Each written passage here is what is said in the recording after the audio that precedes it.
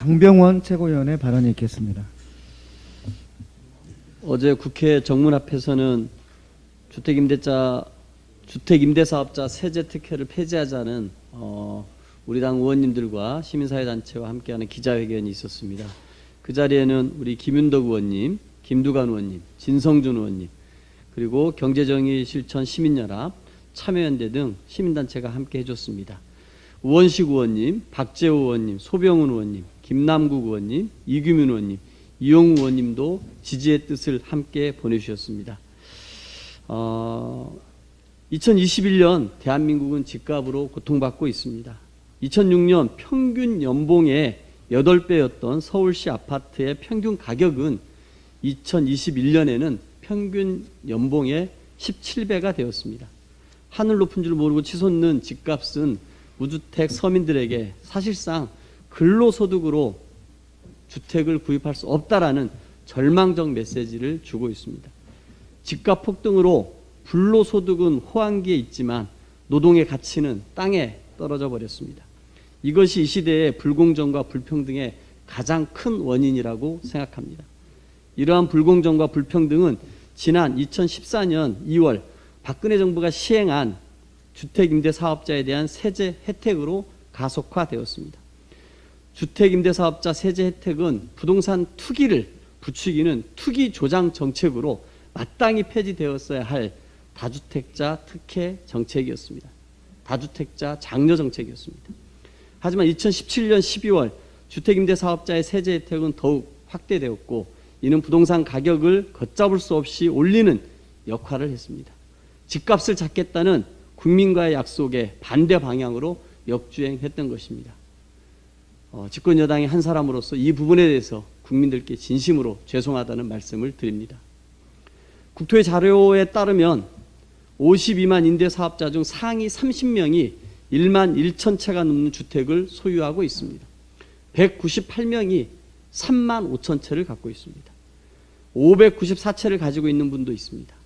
임대 기간을 거치면서 집값은 오르는데 지방세, 소득세, 종부세, 취득세 감면 혜택을 받아 세금은 거의 없습니다.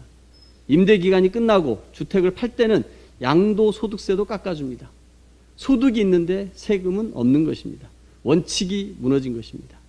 주택임대사업자 세제 혜택의 문제점을 인식한 정부는 본 의원이 작년 민주당 의원 10명과 함께 발의한 주택임대사업자 혜택 폐지 3법의 일부를 반영해 작년 7.10 대책을 발표하면서 아파트에 대한 신규 임대주택 등록을 금지했습니다. 그러나 이미 등록된 임대주택들에 대한 혜택을 유지함으로써 주택임대사업자들이 보유한 주택이 시장에 공급되지 않았고 집값은 상승을 지속하고 있었습니다. 올해 2월 17일에는 민간건설 임대사업자들에게 종부세 혜택을 확대하는 종부세법 시행령의 개정으로 집값 정상화에 역행하는 정책을 시행했습니다. 주택 공급의 가장 빠르고 효과적인 방법은 다주택자들의 주택을 시장에 매물로 내놓게 하는 것입니다. 주택임대사업자에 대한 세제 혜택을 전면 폐지하고 종부세를 비롯한 보유세 실효소를 높이면 다주택자의 주택이 대거 시장에 나올 것입니다. 우리는 집값 상승과 LH 사태를 계기로 우리 사회의 뿌리 깊은 부동산 민낯을 다시 한번 확인했습니다.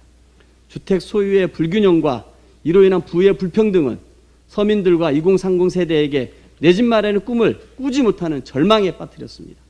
주택임대사업자 세제 혜택을 폐지하는 것은 조세 정의를 바로 세우고 집값을 정상 수준으로 하락시켜 서민들과 2030 세대가 공정한 대한민국에서 살아가도록 하는 길입니다. 우리는 주택임대사업자에 대한 세제 특혜 폐지를 통해 불평등의 근원을 해결하고 서민 주거 안정의 길로 우직하게 걸어가겠습니다. 어제 우리 당 정책의총에서 이 제도의 신규 등록을 금지했습니다. 건설 임대는 유지하기로 했습니다만 혹시 건설 임대가 분양을 할 것을 임대로 돌리고 있는 것은 아닌지, 아파트를 지어서 분양을 해야 됨에도 불구하고 이것을 일부러 미분양시켜서 건설 임대로 돌릴 수 있는 구멍은 없는지 철저하게 살펴보도록 하겠습니다. 과다한 세제 혜택이 주어지고 있는 이 제도가 조기에 세제 혜택이 축소되고 폐지될 수 있도록 이 부분도 꼼꼼하게 살피겠다는 말씀 드립니다. 이상입니다.